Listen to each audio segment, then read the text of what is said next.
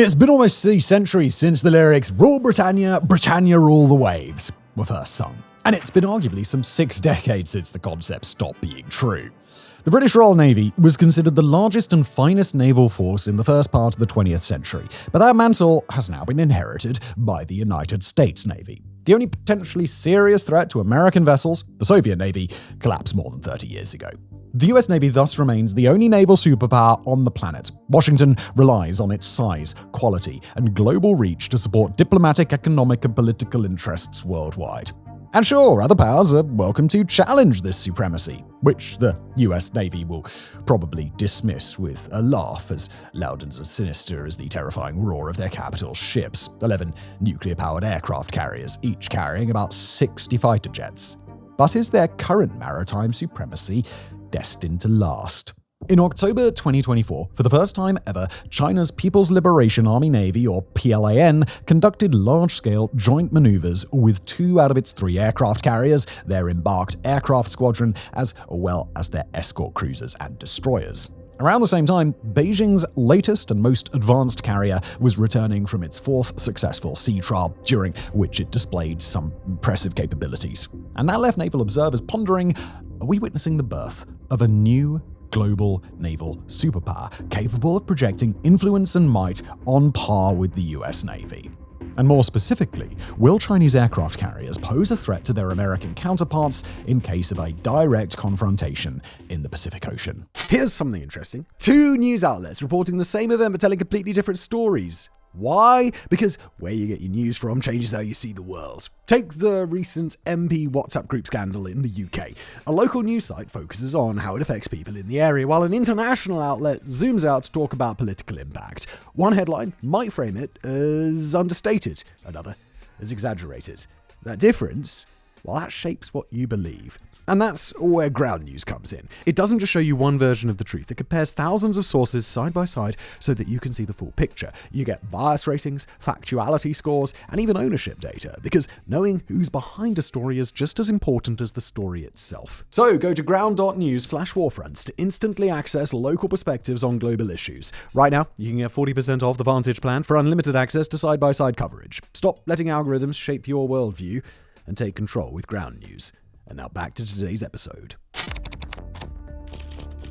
The People's Republic of China might have a huge landmass, but it also boasts a vast coastline of some 18,000 kilometers, which require to be patrolled and defended. Moreover, the country heavily and increasingly depends on sea trade for the export of its goods. Naturally, over the past decades, the People's Liberation Army Navy, or PLAN, has been growing into a large blue water naval force to control adjacent seas, patrol vital maritime routes, intervene in the case of local unrest, and more generally project power to protect Beijing's political and commercial interests beyond East Asia. This naval development mirrors China's growing ambitions and desire for increased influence on the global stage, ambitions and desires which may collide with those of other Pacific powers, such as the United States. The PLAN's long-term grand strategy was formulated in 2015, and it actually includes 2 strategies: near seas defense and far seas protection.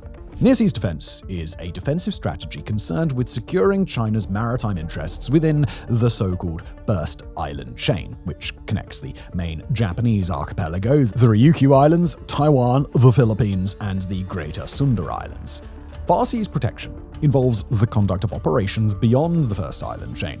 Theoretically, this strategy may have global scope, but in a 2019 white paper, the PLAN acknowledged that their reach may be limited to the northern Indian Ocean and the western Pacific Ocean. Within these areas, the PLAN should be capable of conducting peacetime missions such as international peacekeeping, disaster relief, anti-piracy operations, rescue operations, evacuation of endangered Chinese citizens abroad, and naval diplomacy. Of course, a navy is expected to fight by definition, and thus far seas protection also encompasses wartime missions such as defending vital sea lanes from foreign attacks or striking high-value enemy targets. Currently, China appears to be well-equipped to address those two strategic objectives, as the PLAN is the largest navy in the world. According to the US Department of Defense, as of the end of 2024, Beijing could deploy more than 370 main surface and submarine vessels. In addition to these, the PLAN has developed a fleet of 60 to 80 patrol boats of the Hubei class, which, while relatively small, can still deal some serious damage thanks to their arsenal of naval and surface-to-air missiles. The Department of Defense expects that China's main fleet will grow from 370 to 395 units by the end of 2025, reaching 435 ships by 2030. The end goal of this ambitious procurement and shipbuilding roadmap is for the plan to become a world-class force by 2050. And to become a world-class force, Beijing intends for its navy to be centered around aircraft carriers and carrier battle groups, which will enable it to project power well beyond the current confines of the Western Pacific and Northern Indian Oceans. Some of our viewers may find the following concepts rather obvious, but it's worth clarifying them. Why would a navy feel the need to invest in an aircraft carrier? Generally, that's because the government in charge of said navy needs to exert power projection. This is defined by the US Defense Technical Information Center as, quote, the finite application of military power by national command authority to achieve discrete political ends outside the borders of the nation. One or more aircraft carriers with their complement of planes and/or helicopters are a pretty good way to achieve power projection. Essentially, they allow military leadership to place an entire airbase just off the shore of another country. Aircraft carriers do not just merrily float along on their own, however. They usually travel with a sizable fleet of escort ships, thus constituting a mighty carrier battle group or CBG. And having the ability to deploy one or more CBGs allows a country's military to firmly establish sea control in time of hostilities. According to Professor Milan Vago at the US Naval Institute, sea control is the, quote, ability to use a given part of the sea/ocean and associated airspace for military and non-military purposes and deny the same to the enemy. To achieve such total control, a navy must be able to establish superiority in all the 6 domains of war at sea, quoting again, anti-surface, anti-subsurface, anti-air, including space, anti-missile, mine warfare, and the electromagnetic spectrum.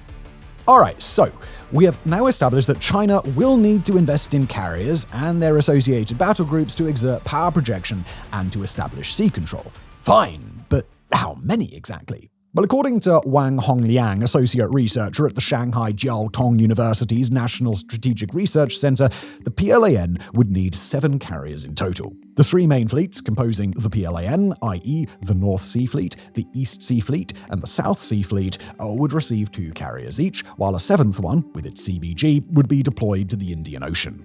The researcher estimated that China may be able to deploy 7 carriers by 2035. As noted by the South China Morning Post in July 2022, this estimate comes with an important caveat, quote, assuming the country could afford it. Sure, 7 aircraft carriers are surely out of reach for most nations, but the PLAN does not have to start from scratch. It can already field 3 of these capital ships, and a 4th one is already in development. The first of them, the Liaoning, was commissioned in 2012, followed by the Shandong in 2019. These 2 vessels are relatively limited in size compared to their US counterparts and are configured for ramp-assisted short takeoff. Such factors limit their aerial complement to about 40 aircraft per ship, of which 26 are 4th-generation Shenyang J-15 fighters, also known as the Flying Sharks. These planes may be joined in the near future by KJ-600 early warning and control aircraft, as well as unmanned combat aerial vehicles. The 3rd carrier, the Type 003 class Fujian, is a clear improvement on its predecessors. Size-wise, the Fujian is similar to her older sisters, with a width of 73 meters and a length of 320. Those dimensions would allow the Fujian to easily transport the Eiffel Tower in its entirety lying on its side, which would be quite something to look at, wouldn't it? But probably not going to happen. But we suspect that Chinese admirals might have more interest in stocking their ship's deck with some serious flying kit. More precisely, up to 70 craft, of which 25 are expected to be transport and support units, such as the KJ-600 early warning planes, and the remaining 45 craft will be fighter jets, most likely the Flying Sharks, but possibly also some FC-31 stealth fighters. So, the Fujian is about the same size as the earlier classes of Chinese carriers, and yet it can pack more aircraft on board. You might be wondering, well, how? And the difference lies in its Advanced Electromagnetic Aircraft Launch System, or EMALS. This system allows for CATBAR operations, which stands for Catapult-Assisted Takeoff but Arrested Recovery. In other words, takeoff operations will be assisted by 3 electromagnetic catapults, thus requiring a shorter runway. And with a shorter runway, there's more room for more planes. Moreover, CATBAR operations allow aircraft to pack heavier payloads at takeoff. Taking into account EMALS hardware, the larger aerial complement and increased payloads, the Fujian may boast a full load displacement of 85,000 tons, a 30% weight increase compared to the Liaoning and Shandong. Such a hefty mass surely requires some serious power to sail within and beyond the first island chain. But despite its many innovations, the Type 003 carrier still relies on conventional propulsion courtesy of a diesel-fueled integrated power system. As we shall explore in more detail later, this aspect might be Fujian's greatest drawback compared to its potential main adversaries, the 7 Nimitz-class carriers operating with the US Pacific Fleet. These vessels are all nuclear-powered, which endow them with superior operational autonomy. But the PLAN has serious intentions to fill that gap. In March 2024, Admiral Huan Huaji confirmed that Chinese shipyards were working on a Type 004 carrier, hinting at the fact that it may be nuclear-powered. This big reveal was partially confirmed by researchers at the Middlebury Institute of International Studies in California. By inspecting satellite imagery and publicly available project tender documents, the research team identified a facility called Base 909, located just outside of Leshan in Sichuan province in southwest China. And they likely concluded that Base 909 likely housed a prototype nuclear reactor for naval propulsion.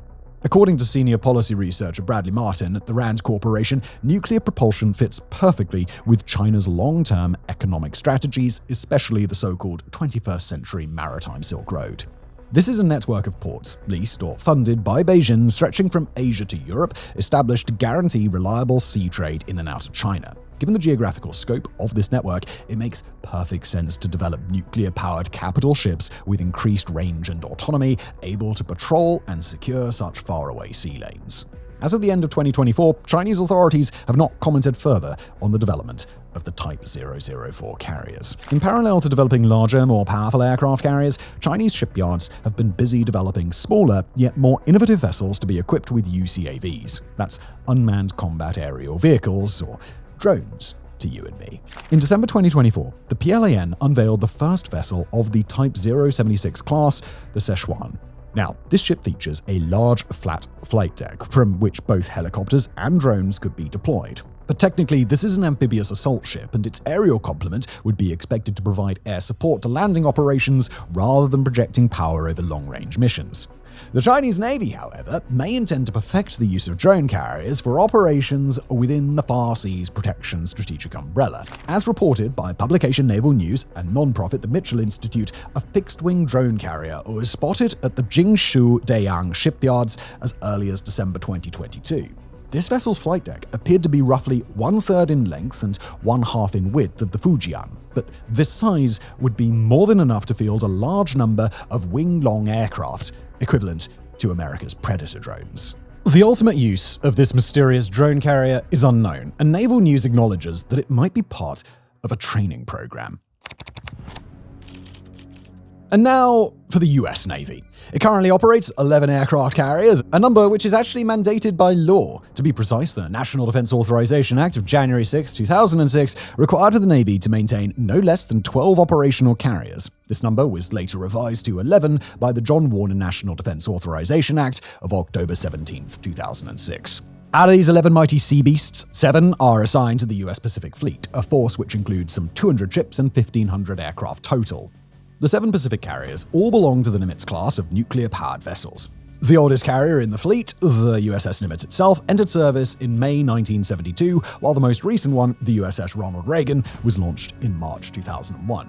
So, the youngest carrier in the Pacific Fleet is old enough to walk into a bar in its home port of Kitsap, Washington, and legally order a beer, while the oldest could be a mum. Based on age alone, it would be easy to dismiss these vessels as outdated, and surely they have accumulated many more years and nautical miles than their Chinese counterparts. But the Nimitz-class carriers make for objectively highly capable units. They can transport a complement of up to 60 fighter jets, including FA-18 Hornets, FA-18EF Super Hornets, and F-35 Lightning IIs. This still leaves room for up to 30 helicopters, as well as a vast array of anti-ship and surface-to-air missiles. More importantly, their nuclear propulsion systems grant a staggering range. Theoretically, they could be at sea for some 20 years without refueling. Those specs in themselves would do just fine for most navies, but the Pentagon had ambitious plans to renew their oceanic hardware with a new class of aircraft carriers. The first ship in this new line was the USS Gerald R. Ford, first produced in 2008 at a cost of $13.3 billion. The Ford was commissioned in July 2017, but became fully operational in December 2021 when it was assigned to the Atlantic Fleet. According to the official website of this fleet, quote, "The USS Gerald R. Ford is the most capable, adaptable, and lethal combat platform in the world, maintaining the Navy's capacity to project power on a global scale through sustained operations at sea." This ship is only the first of the new Ford-class carriers, with more to follow. According to the U.S. Congressional Research Service, the Navy's 30-year shipbuilding plan will include 4 more carriers. First, the USS John F. Kennedy, procured in 2013, expected for delivery in July 2025. Next, and to the joy of all Star Trek fans, the USS Enterprise. Initially scheduled for completion in March 2028, it will most likely be ready in September 2029. USS Doris Miller will sail out of its shipyard in February 2032, and finally, the 4th carrier, known only as CVN-82, is expected to be procured between 2028 and 2030, and thus may be launched in 2040. It's important to note that the Navy does not intend to violate the National Defense Authorization Act. As the new Ford-class ships become operational, some of the older Nimitz-class ones will be decommissioned, maintaining the overall number of carriers at 11. Alright, to recap, by the mid-2030s, the US Navy will be able to boast 4 state-of-the-art Ford-class naval carriers, plus 7 Nimitz-class ones. It is likely that the Navy will not change the current distribution of their 11 capital ships, 7 assigned to the Pacific Fleet and 4 to the Atlantic one. The Atlantic Fleet can already count on the Gerald Ford, and according to their official website, they will soon welcome the John F. Kennedy amongst their ranks. And that means the next 2 carriers in the production line, USS Enterprise and USS Doris Miller, might join the Pacific Fleet, but just do note our speculation here. But for the sake of this video, let's assume that that's going to be the case. And let's also assume that the predictions of the already quoted Wang Hongliang are correct, i.e. that by 2035, China's PLAN may be able to deploy a total of 7 carriers, of which 6 will be overlooking the Pacific theater. The 7th one will likely be operating in the Indian Ocean, but might get redeployed to the Pacific if required. Finally, we might speculate that the Chinese force may be beefed up by at least 1 drone carrier. So, should everything go absolutely pear-shaped in the years to come, and should the US Navy and the PLAN come to blows in the Pacific, the situation will be as follows. On the American side, there will be 7 aircraft carriers, of which 5 belong to the older Nimitz class and 2 to the more recent Ford class. On the Chinese side, 6 to 8 carriers. The good old Liaoning and Shandong, the more recent Fujian, plus 3 or 4 more ships belonging to the mysterious Type 004 class that's currently in development. And also potentially 1 drone carrier. So, how would these 2 forces face against each other? As we don't know much about the Type 004s, all we can do is compare the latest ships which both navies have to offer, the Gerald Ford versus the Fujian. In terms of size, the difference is not that obvious. The Ford is about 13 meters longer than the Fujian. It's also slightly wider, with a difference of 5 meters. But the Ford's configuration and design will allow it to carry way more kit than its Chinese counterpart, between 75 and 90 fixed-wing aircraft such as the Hornet, Super Hornets, and F-35C Lightnings. These can be complemented by Sikorsky SH-60 Seahawk helicopters, as well as unmanned aerial combat vehicles. Just like the Fujian, the Ford sports an electromagnetic launch system for catapult-assisted takeoff. But while the Type 003 carrier only has 3 launch tracks, the American ship has 4, which allows for a higher sortie rate. Even without launching its Hornets and Lightnings, USS Ford can still deliver some deadly blows from its missile launchers, its 12.7mm heavy machine guns, and its Phalanx close-in weapon system, designed to independently locate and eliminate a wide range of threats from the air. What really sets these 2 carriers apart is their capability to operate for long periods of time away from home. Sure, each vessel will be supported by its escort or carrier battle group, providing defense, logistical support, and refueling. And the PLAN can rely on large numbers of capable Type 055 cruisers and Type 052D destroyers to fulfill that task. But the Ford will have two added advantages. First, as all US Navy ships in the Pacific are, it will have access to a large infrastructure of American allied naval bases, even in the western half of the ocean. Second, it is nuclear-powered. We already mentioned that nuclear propulsion greatly enhances a ship's range and autonomy, but there is an added advantage. Nuclear-powered ships do not require spacious fuel tanks, which leaves more space to store aviation fuel. And with more aviation fuel on board, the aircraft on deck can perform more and longer missions. The US Pacific Fleet will have yet another advantage compared to the PLAN: experience. The American Navy has been operating aircraft carriers since 1922, when the USS Langley was commissioned. By comparison, the Liaoning was commissioned into the PLAN only in 2012. This means that US crews and their leadership have an advantage of 90 years in which they could formulate, evolve, and perfect their tactics, strategies, and doctrine.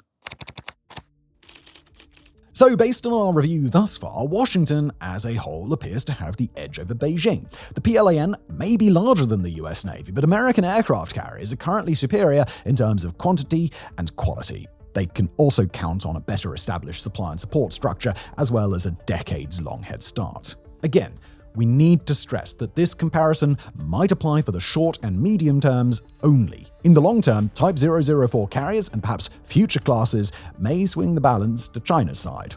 But here's a question. Are aircraft carriers actually a true indicator of a nation's might at sea? According to R.B. Watts, professor of national security strategy at the U.S. National War College, a heavy reliance on aircraft carriers might be an outdated concept based on Mahanian naval doctrine. This was formulated by American naval officer and historian Alfred Thayer Mahan, who lived from 1840 to 1914. According to Mahan, a nation should invest in the development of large and powerful capital ships, described by Professor Watts as, quote, a navy's most important ships, typically the largest and leading or primary ships in a naval fleet. Earlier on, this term applied to battleships, but the mantle was taken up by aircraft carriers during World War II. By correctly employing such capital ships, a navy can engage its opponent in a decisive battle. We'll quote again from Watts here, quote, this battle would not only win command of the sea, but would also win the war. Professor Watts argues that US Navy leadership heavily invested in Mahanian-influenced capital ships following their successes against the Imperial Japanese Navy in the Pacific during World War II. Based on such an example, it is natural to envision war at sea as a decisive clash between similarly structured fleets centered around mighty leviathans and their escorts, slugging it out with comparable tactics and armaments. Professor Watts, however, points out that post-war naval leadership failed to consider the learnings from the Atlantic theater of World War II. On that front, Allied vessels successfully deployed smaller naval units and aircraft patrols to neutralize the Axis submarine threat. Despite its name, the Battle of the Atlantic was not a single decisive engagement, rather a prolonged naval war of attrition in which the opponents constantly attempted to outwit each other by devising innovative tactics. In other words, naval power can be exerted through a variety of other means: tactics and weapon systems, from submarine fleets to drone strikes to long-range anti-ship missiles. As mentioned earlier, the Chinese Navy may end up deploying at least one drone carrier. Although their aerial complement of subsonic UCAVs would likely be outclassed by American supersonic jet fighters, swarms of drones might deal some serious damage to smaller escort ships. What may cause more of a headache are the Chinese land forces' investments in the missile department. Should a conflict erupt, they would be able to deploy up to 200 DF-21D carrier-killer ballistic missiles, which boast a range of up to 2,700 kilometers or 1,678 miles, thus outranging any aircraft on board the Ford-class carriers. Moreover, while their unit price is not known, it's likely to be in the range of some $10 million. A single missile could sink a Ford-class vessel, potentially leading to the drowning of more than 4,000 personnel. And even if all crew were to be rescued, it would be hard to stomach the loss of an asset worth more than $13 billion. And that's only one of the low-cost potential threats to new carriers. In Watts' words, the newer threats of hypersonic missiles, targeting from space, and cyber present unique challenges for the US Navy, and the loss of a single carrier will have enormous consequences. Now, to be fair, the US Navy does not appear to be stubbornly fixated on aircraft carriers. In 2021, they initiated a joint project with the US Army to develop the Dark Eagle, a weapons system able to deploy a hypersonic glide vehicle with a range very similar to that of the Chinese carrier killer missiles. If both nations continue to invest in unmanned vehicles, long-range weapon systems, and other innovative tactics, carrier versus carrier battles might not even need to take place. But will American fleets emerge as king of the Pacific waves, keeping China in check within its territorial waters? Well, according to Professor Watts' analysis, probably yes. But to do so, they will have to continue differentiating their approach away from the Mahanian doctrine whilst consolidating trade and military alliances with other regional powers and developing a flexible naval force. Still, one thing is for certain, if the Chinese and American navies ever really do face one another in the Pacific, it'll be the greatest high seas battle the world has ever seen. A showdown that will make World War II's naval engagements seem like tickle fights with the Andrex puppy. We can only pray that we never actually have to witness such an apocalyptic struggle in real life. Thank you for watching.